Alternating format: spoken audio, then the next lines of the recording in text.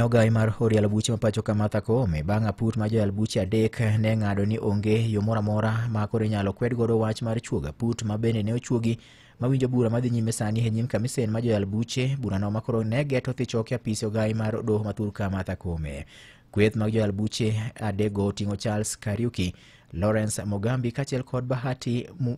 Mwamuye. Apudno okwedo mokalo ng'ur mayande ne nitie ni jang'ad bura Lawrence Mugambi kod Bahati Mwamuye ma bende ne ogwel mondo mi owinjie wachno ne onindo nyakonchiel kata giduto ne gin jogo man machiegni gi ogai mar joyal buche Martha Koome. Doho ne oduogo ng'ado ni mago ne gin weche manono maonge pend chik moro amora ma koro nyalo siro wach makamano, ka bende doho wacho ni joyal buche duto ma bende ne ogwel e burano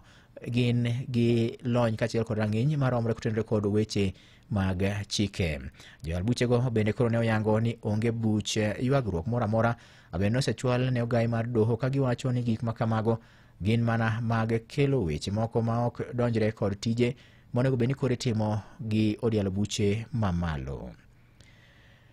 Weche moko en